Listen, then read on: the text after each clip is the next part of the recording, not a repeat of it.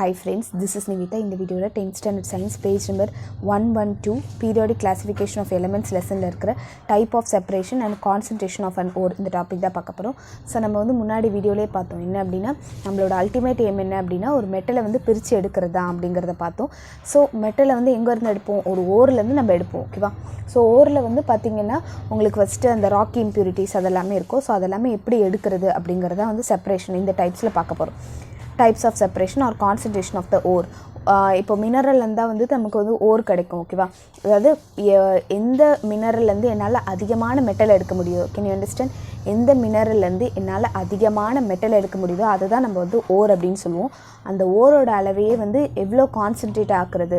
Like இப்போ நீங்கள் அந்த ஓர்னு எடுத்துக்கிட்டிங்கன்னா அதில் இம்ப்யூரிட்டிஸ் அதெல்லாமே இருக்கும். ஸோ அந்த இம்ப்யூரிட்டிஸ் எல்லாமே எடுத்துகிட்டு உங்களுக்கு அந்த கான்சன்ட்ரேட்டடான ஓர் கிடைக்கிறதுக்கு நீங்கள் என்னென்னலாம் பண்ண போகிறீங்க. இதுதான் பார்த்தீங்கன்னா first step, concentration or separation of the ore. அப்படின்னா என்னது? Removal of impurities from the ore அப்படிங்கிறது தான் first step. So first there are 4 major types of separation of ore based on the nature of the ore. நல்லா ஞாபகம் வச்சுக்கோங்க. அதோட நேச்சரை பொறுத்து அதோட செப்பரேஷன் வந்து 4 மேஜர் டைப்ஸில் இருக்குது. So the different kinds of ores of metal வந்து இங்கே கீழே கொடுத்துருக்காங்க. First concentration of the crushed ore is done mainly by the following method. First என்ன செஞ்சுக்கணும் அப்படின்னா நம்ம கிட்ட இருக்கிற ஓர் இருக்குல்ல அதை வந்து நல்லா க்ரஷ் பண்ணிக்கணும். ஓகேவா? நல்லா துகளாக ஆக்கிடணும். அதுக்கப்புறம் அது எப்படி பண்ணுறது அப்படின்னு பார்க்கலாம். ஃபஸ்ட்டு நம்ம பார்க்க போகிறது வந்து ஹைட்ராலிக், அதாவது கிராவிட்டி செப்பரேஷன் மெத்தட். ஹைட்ராலிக் அப்படின்னாலே என்னது? ஹைட்ரா அப்படின்னு வந்தாலே நமக்கு வந்து வாட்டர் அப்படிங்கிறது தெரியுது. ஸோ இதோட பிரின்சிபல் என்ன அப்படின்னு பார்த்தீங்கன்னா the difference in the densities or specific densities of the ore and the gang. இப்போ நமக்கு வந்து கேங் அப்படின்னா என்னது? அதில் இருக்கிற ராக்கி மெட்டீரியல்ஸ் அதெல்லாமே தான் நம்ம கேங் அப்படின்னு பார்த்துருக்கோம். ஸோ இப்போ வந்து இந்த நம்ம கையில் வச்சுருக்கிற அந்த ஓருக்கும் அந்த கேங்குக்கும் டிஃப்ரெண்ட் டென்சிட்டி இருக்கும். கரெக்டாக? டிஃப்ரெண்ட்டான அந்த ஒரு அடர்த்தி இருக்கும் அப்படின்னு சொல்லலாம். அதே மாதிரி ஸ்பெசிஃபிக் கிராவிட்டி அப்படிங்கிறது ஒவ்வொரு பொருளுக்குமே ஒவ்வொரு ஸ்பெசிஃபிக் கிராவிட்டி இருக்குது. வித் ரெஸ்பெக்ட் டு வாட்டர் அவங்க கேல்குலேட் பண்ணி வச்சுருப்பாங்க. ஸோ இதில் என்ன அப்படின்னா இந்த ஓருக்கும் இந்த கேங்குக்கும் இடையில இருக்கிற அந்த difference in டென்சிட்டிஸும் and specific gravities காரணமாக அதை பேஸ் பண்ணி வர்றது தான் வந்து இதோட பிரின்சிபல் அப்படின்னு சொல்கிறாங்க. Can you understand?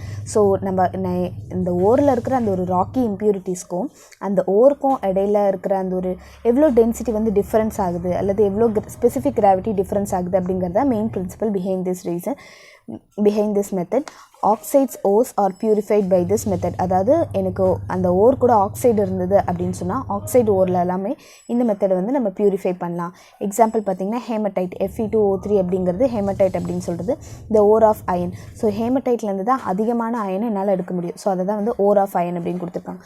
இதோட மெத்தட் என்ன அப்படின்னு பார்த்தீங்கன்னா the ore is poured over a sloping vibrating corrugated table with a grooves and a jet of water is allowed to flow over it. கார்கேட்டட்னா என்ன அர்த்தம்னா ஃபோல்டு இருக்கிறது அப்படின்னு அர்த்தம். இந்த ஓரை வந்து நம்ம பவுடர் பண்ணி வச்சுருக்காங்களா அந்த ஓரை வந்து நம்ம என்ன பண்ணோம்னா ஒரு ஸ்லோப்பிங்னா என்னது? லைக் இந்த மாதிரி ஸ்லாண்டிங்காக இருக்கிறது, வைப்ரேட்டிங், இந்த இதெல்லாமே வந்து வைப்ரேட் ஆகிட்டே இருக்கும். ஓகேவா? அண்டு கார்கேட்டட்னா இதுக்கு இடையில வந்து இந்த ஃபோல்ஸ் எல்லாமே இருக்கும். Can you understand? ஸோ இப்படி இருக்கும், இந்த மாதிரி சின்ன சின்ன ஃபோல்ஸ் மாதிரி இருக்கும். ஓகே, ஸ்லோப்பிங்காக இருக்கும். அடுத்தது இந்த கார்கேட்டட் டேபிள் வித் க்ரூவ்ஸ், அதுக்கு இடையில கொஞ்சம் கொஞ்சம் பள்ளம்லாம் இருக்கும். Okay. And jet of water, இது வழியாக இருந்து என்ன பண்ணுவாங்க? வாட்டரை வந்து சென்ட் பண்ணுவாங்க. வாட்டரையும் ஓரையும் வந்து இதிலேருந்து இது வழியாக சென்ட் பண்ணுறாங்க. அப்போ எனக்கு என்ன ஆகும்? டென்ஸாக இருக்கிற ஓர்னாலே என்னது? அந்த மெட்டல் இருக்கிறதுன்னு. ஸோ அந்த டென்ஸாக இருக்கிற அந்த ஓர்லாமே வந்து அந்த குழிலாம் இருக்கும்ல, க்ரூவ்ஸ் இருக்கும்னு சொன்னல, க்ரூவ்ஸ்னால் என்னது? அந்த குழிக்குள்ளே போய் இருந்துக்கும். லைட்டரான அந்த ராக்கி பார்ட்டிகல்ஸ் எல்லாமே என்ன ஆகிடும்? வாஷ் ஆகி போயிடும். Can you understand? ஸோ இதுதான் சிம்பிள் கிராவிட்டி செப்பரேஷன் அப்படிங்கிறது. வாட்டர், ஓகேவா? இங்கே வந்து வாட்டரையும் ஓர் பார்ட்டிகல்ஸையும் வந்து இங்கே வந்து அனுப்புகிறாங்க. எங்கே அனுப்புகிறாங்க? ஸ்லோப்பிங்காக இருக்கிற நிறைய பள்ளமாக இருக்கிற அந்த வைப்ரேட் ஆகிட்டு இருக்க அந்த ஒரு இடத்துல வந்து அனுப்புகிறாங்க. அப்போ ராக்கி மெட்டீரியல்ஸ் எல்லாமே அப்படியே இந்த தண்ணியோடே போயிடும். அந்த ஸ்ட்ராங்கான அந்த ஓர் பார்ட்டிகல்ஸ் எல்லாமே கீழே போய் அந்த க்ரூவ்ஸில் இருந்துக்கும் அப்படின்னு சொல்கிறாங்க. Can you understand? ஸோ அதுதான் வந்து கிராவிட்டி செப்பரேஷன் அப்படின்னு சொல்கிறது. அடுத்தது பார்க்க போகிறது என்ன? Magnetic separation. அப்போனாலும் நமக்கு அந்த பேர்லேயே தெரிஞ்சிருது magnetic properties of the ores கிட்ட ஏதோ ஒரு மேக்னெட்டிக் ப்ராப்பர்ட்டிஸ் இருந்தது அப்படின்னா அதுதான் இதோட பேசிக் அப்படின்னு சொல்கிறாங்க. அப்போ என்னென்ன ஓருக்குலாம் வந்து மேக்னெட்டிக் ப்ராப்பர்ட்டிஸ் இருக்கோ அதெல்லாமே நீங்கள் இந்த மேக்னெட்டிக் செப்பரேஷன் மெத்தடில் கொடுக்கலாம். When either the ore or the gangue is magnetic. ஒன்று நீங்கள் மெட்டல் எடுக்கிறீங்களா அந்த ஓருக்கு வந்து மேக்னெட்டிக் ப்ராப்பர்ட்டி இருக்கலாம், அல்லது கேங் அந்த இம்ப்யூரிட்டி இருக்குல்ல ஸோ அதுக்கு வந்து மேக்னெட்டிக் ப்ராப்பர்ட்டி இருக்கணும். ஸோ இது ரெண்டுத்தில் ஏதாவது ஒன்றுத்துக்கு மேக்னெட்டிக் ப்ராப்பர்ட்டி இருந்தாலும் நம்ம இந்த மெத்தடில் யூஸ் பண்ணலாம். This method is employ. Tin stone SnO2 the ore of tin. ஓகேவா? ஸோ இந்த இதுக்கு நம்ம செப்பரேட் பண்ண போகிறோம். முதல்ல என்ன செய்கிறாங்கன்னா ஃபைன்லி பவுடர்டு ஓரை வந்து எடுத்துக்கிறாங்க. ஓகேவா? அதில் ராக்கி இம்ப்யூரிட்டிஸ் அதெல்லாமே இருக்கும். ஸோ அதை என்ன செய்கிறாங்க, இந்த மாதிரி ஒரு ரோலர் இருக்குல்ல, அதில் வந்து இது பண்ணுறாங்க. இங்கே பார்த்தீங்கன்னா தெரியும், the crushed ore is placed over the conveyor belt. Conveyor belt அப்படின்னா என்ன அர்த்தம்னா, அது வந்து ஒரு டைப் ஆஃப் பெல்ட். அது வந்து ஒரு ஆப்ஜெக்டை ஒரு பிளேஸ்லேருந்து இன்னொரு பிளேஸ்க்கு வந்து எடுத்துகிட்டு போகும் அப்படிங்கிறது தான். ஸோ இது ரெண்டுமே வந்து சுற்றும் போது எனக்கு என்ன ஆகும், இந்த பெல்ட்டும் வந்து என்ன ஆகும், எனக்கு இந்த மாதிரி போகுமா. The crushed ore is placed over the conveyor belt மேலே வைக்கிறாங்க, விச் ரொட்டேட்ஸ் அரவுண்ட் 2 மெட்டல். நல்லா ஞாபகம் வச்சுக்கோங்க, இது ரெண்டுமே வந்து metal wheels. Okay, one of which is magnetic. இதில் வந்து ஒன்று மட்டும் மேக்னெட்டிக்காக இருக்குது, மேக்னெட்டிக் ரோலராக இருக்குது. யோசிச்சு பாருங்கள், இப்படி போயிட்டே இருக்குது. இது வந்து மேக்னெட். அப்போ என்ன செய்யும், இதில் இருக்கிற மேக்னெட்டிக்காக இருக்கிற அந்த ஓர் எல்லாமே இதை நோக்கி அட்ராக்ட் பண்ணப்படும். ஸோ அப்போ அட்ராக்ட் பண்ணும்போது இங்கே ஒரு வெசல் வச்சுட்டோன்னா நமக்கு என்ன ஆகிடும், அது எல்லாமே இங்கேயே கலெக்ட் ஆகிடும். இப்போ ராக்கி இம்ப்யூரிட்டிஸ் அந்த மாதிரிலாம் இருந்ததுன்னா அது ஸ்ட்ரைட்டாக போய் இங்கேயே விழுந்துடும். ஓகேவா? இது எல்லாமே நான் மேக்னெட்டிக் மெட்டீரியல்ஸ். இங்கே வந்து நம்ம மேக்னெட்டிக் ரோலரை வைக்கிறதுனால அது என்ன செய்யும் அப்படின்னா, அந்த இம்ப்யூரிட்டிஸ்லாம் அந்த மேக்னெட்டிக் ப்ராப்பர்ட்டிஸ் இருக்குல்ல, அந்த ஓர் எல்லாமே இங்கே விழுந்துரும் அப்படின்னு சொல்கிறாங்க. இது வந்து magnetic particles. Can you understand?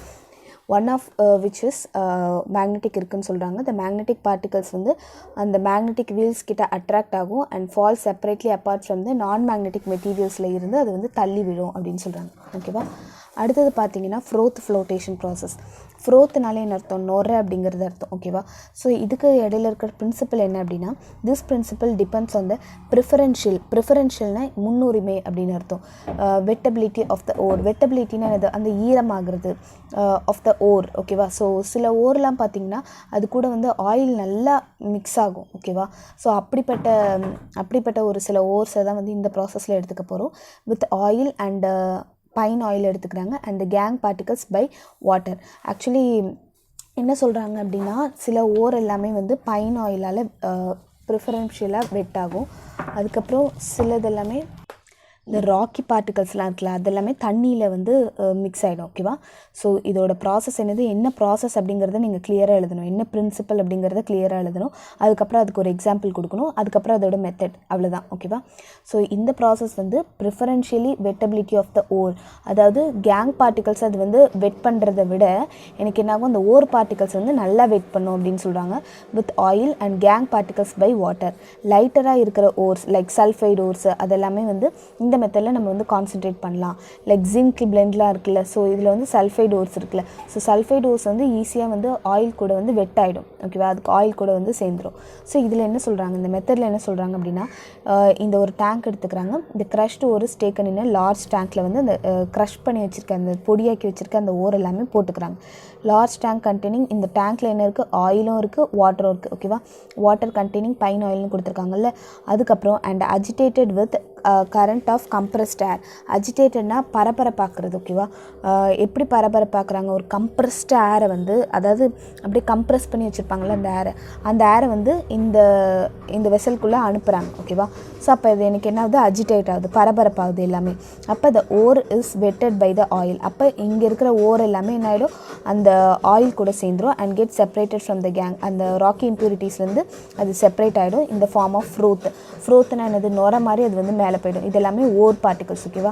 இதெல்லாமே என்ன ஆகிடுதுன்னா, அந்த இப்போ ஆயில் வாட்டர் அது மாதிரி இருந்தாலே எனக்கு என்ன ஆகும், ஒரு மாதிரி நொரை மாதிரி வரும்ல. அது மட்டும் இல்லாமல் கம்ப்ரஸ்ட் ஏரை விட உள்ளே அனுப்புகிறாங்க. அப்போ எனக்கு கண்டிப்பாக நொரை ஃபார்ம் ஆகும். ஸோ அந்த இம்ப்யூரிட்டிஸ், சல்ஃபைடு இம்ப்யூரிட்டிஸ்லாம் எனக்கு என்ன ஆகும்னா மேலே வந்துடும், அந்த நுரையோட மேலே வந்துடும். சின்ஸ் த ஓர் இஸ் லைட்டராக இருக்கிறதுனால it comes on the surface of the ஃப்ரோத்தோட, அதாவது அந்த நுரையோட வந்துடும். And impurities are left behind. அந்த இம்ப்யூரிட்டிஸ் எல்லாமே இங்கே இருக்கும் அப்படின்னு சொல்கிறாங்க. எக்ஸாம்பிள் பார்த்தீங்கன்னா ஜிங்க் பிளெண்ட் அப்படின்னு சொல்லியிருக்காங்க. ஓகேவா? ஸோ ஜிங்க் பிளெண்டெல்லாம் வந்து இந்த மாதிரியான ஒரு இதில் தான் பிரிப்பாங்க. ஸோ நல்லா ஞாபகம் வச்சுக்கோங்க, இது வந்து ஒரு ஃபஸ்ட்டு ஸ்டெப் தான். ஃபஸ்ட்டு இப்படி ஒன்று இருக்குது, ராக்கி இம்ப்யூரிட்டிஸ் வந்து இதை எடுக்கணும், என்ன பண்ணலாம் அப்படின்னு உங்ககிட்ட யாராவது கேட்டாங்கன்னா, ஸோ அது எந்த டைப் ஆஃப் ஓர், ஆக்சைடு ஓராக இருந்தால் நீங்கள் கிராவிட்டி செப்பரேஷன் கொடுக்கலாம், மேக்னெட்டிக் ஓராக இருந்தால் மேக்னெட்டிக் செப்பரேஷன், சல்ஃபைடு ஓராக இருந்தால் நீங்கள் இதுக்கு கொடுக்கலாம். ஓகேவா? அடுத்தது வந்து பார்க்க போகிறது என்னென்னா chemical method R leaching. So இங்கே கீழே கொடுத்துருக்காங்க பாருங்கள், டைப் ஆஃப் ஓர்ஸ். லைக் இந்த மாதிரியான பாக்சைட்டு, குப்ரைட்டு, ஹெமடைட் இதெல்லாமே ஆக்சைடு ஓர்ஸ். அதே மாதிரி கார்பனேட் ஓர்ஸ், மார்பிள், மேக்னசைட், சைடரேட் இதெல்லாமே. கிரையோலைட் இதெல்லாமே நீங்கள் ஞாபகம் வச்சுக்கணும். ஓகேவா? ஹாலைடோர்ஸ் அப்படின்னா ஹாலோஜன்ஸ் இருக்கும், இந்த ஃப்ளூரின் குளோரின் இந்த மாதிரி இருக்கிறது எல்லாமே. ராக் சால்ட் அதெல்லாமே. ஸோ சல்ஃபைடோர்ஸ்னால் கலீனா, அயன் பைரேட்ஸ், எஸ் இருக்குல்ல, ஸோ அதனால் ஜிங்க் பிளெண்ட் இதெல்லாமே இந்த மெத்தடில் பிரிக்கலாம். இப்போ நம்ம நெக்ஸ்ட்டு பார்க்க போகிறது கெமிக்கல் மெத்தடு சொல்லுவாங்க அல்லது லீச்சிங்னு சொல்லுவாங்க. இந்த மெத்தடை is employed when the ore is in very pure form. அந்த ஓர் ரொம்ப பியூர் ஃபார்மில் இருந்துச்சுன்னா நம்ம இந்த லீச்சிங் மெத்தடை யூஸ் பண்ணுவோம் அப்படின்னு சொல்கிறாங்க. ஓர் is treated with suitable reagent such that is wore is soluble in water. அதாவது இந்த ஓரை வந்து ஒரு பர்டிகுலர் ரீஏஜென்ட் கூட போடும்போது, ரீஏஜென்ட்னா என்னது, அது வந்து மறு உருவாக்கி அதை இப்போ நம்ம கொடுக்குற ஒரு விஷயத்தை வந்து வேறு மாதிரியாக உருவாக்கும். ஓகேவா? ஸோ அப்படிப்பட்ட ஒரு சூட்டபிள் ரீஏஜென்ட் கூட நம்ம என்ன சொல்லிடுறோம், நம்ம போடும்போது அந்த ஓர் அப்படியே டிசால்வ் ஆகிடும். Can you understand? ஸோ நான் ஓரை வந்து அந்த சூட்டபிள் ரீஏஜென்ட் கூட போடும்போது அந்த ஓர் வந்து அப்படியே கரைஞ்சிரும். ஆனால் அந்த இம்ப்யூரிட்டிஸ்லாம் இருக்கலாம், அதெல்லாம் கரையாது. Can you understand? நான் ஓரை வந்து கரெக்டான ஒரு ரீஏஜென்ட் கூட போடும்போது அந்த ஓர் எல்லாமே கரைஞ்சிரும், பட் அந்த இம்ப்யூரிட்டிஸ் எல்லாமே கரையாது. அப்போ அந்த இம்ப்யூரிட்டிஸ் எல்லாமே நம்ம ஃபில்ட்ரேஷன் மூலிமா எடுத்துடலாம்ல. ஓகே, ஏதோ ஒரு ஃபில்ட்ரேஷன் மெத்தட் மூலிமா அந்த எடுத்துடலாம். அப்போ அந்த ஓர் என்னவாக இருக்கும், சொல்யூஷனாக இருக்கும். பிகாஸ் அந்த ஓர் வந்து எனக்கு வந்து அந்த நான் கொடுத்த அந்த ரீஏஜென்ட்டில் வந்து நல்லா கரைஞ்சிருச்சு. அப்போ அந்த சொல்யூஷன் ஆகிருக்கும் அந்த ore. The solution of the ore that is the filtrate. அதுக்கப்புறம் அந்த சொல்யூஷன் ஆனதை எடுத்து இன்னொரு சூட்டபிள் ரீஏஜென்ட் கிட்ட போடும்போது அது என்ன ஆகிடும் அப்படின்னா ப்ரிசிபிடேட் த ஓர். அது வந்து என்ன ஆகிடும்னா அப்படியே படிஞ்சிரும் அப்படின்னு சொல்கிறாங்க. நான் ஃபஸ்ட்டு என்ன பண்ணுறேன் அப்படின்னா நல்லா சாலிபிளாக அந்த ஒரு பர்டிகுலர் ரீஏஜென்ட்டையும் அந்த ஓரையும் எடுத்துக்கிறேன். ஓரையும் எடுக்கும்போது அந்த ஓர் வந்து நல்லா கரைஞ்சிரும். இந்த ராக்கி இம்ப்யூரிட்டிஸ் எல்லாமே கரையாமல் அப்படியே இருக்கும். ஸோ அதை என்ன பண்ணலாம் அப்படின்னா நம்ம வந்து ஃபில்டர் பண்ணிடலாம். ஃபில்டர் பண்ணும்போது எனக்கு என்ன ஆகும், வெறும் அந்த சொல்யூஷன் மட்டும் எனக்கு கிடைக்கும். இந்த ராக்கி இம்ப்யூரிட்டிஸ் எல்லாமே எனக்கு இந்த இதிலே போயிடும். Can you understand? ஸோ இது மட்டும் கிடைக்குதா? இதுக்கப்புறம் இதுக்குள்ளே என்ன பண்ணுறாங்க, ஒரு ரீஏஜென்ட்டை இன்னொரு ரீஏஜென்ட்டை போடுறாங்க. ரீஏஜென்ட்டை போட்டோடனே அது என்ன ஆகும் அப்படின்னா அந்த கரைஞ்சிருக்குள்ள அந்த ஓர் எல்லாமே ப்ரிசிபிடேட் ஆகிடும். ப்ரிசிபிடேட்னா என்னது, எனக்கு அப்படியே இந்த இடத்துல வந்து படிஞ்சிரும். ஸோ திருப்பி வந்து என்னால் படிஞ்ச உடனே அதை நம்ம ஈஸியாக எடுத்துடலாம்ல, which is precipitate the ore. Example பார்த்தீங்கன்னா பாக்ஸைட் எடுத்துக்கிறாங்க. அந்த ஓர் ஆஃப் அலுமினியத்தை வந்து இந்த மாதிரி தான் அதை பிரித்து எடுப்பாங்க அப்படின்னு சொல்கிறாங்க. ஓகேவா? ஸோ இப்போ நீங்கள் யோசிச்சு பாருங்கள், அந்த சொல்யூஷனாக மாறுறதுங்கிறது எனக்கு வந்து ரொம்ப ரொம்ப பியூரான ஒரு ஓர் தான் கிடைக்கும். கரெக்டாக? ஸோ தேங்க்யூ ஃபார் வாட்சிங். இந்த வீடியோ உங்களுக்கு பிடிச்சிருந்தா லைக் பண்ணுங்கள், ஷேர் பண்ணுங்கள், சப்ஸ்கிரைப் டு மை சேனல். ஏதாவது கமெண்ட்ஸ் இருந்ததுன்னா கமெண்ட்ஸில் லீவ் பண்ணுங்கள். உங்கள் ஒவ்வொருத்தரோட கமெண்ட்ஸுமே எனக்கு ரொம்ப ரொம்ப முக்கியம். தேங்க்யூ ஃபார் வாட்சிங்.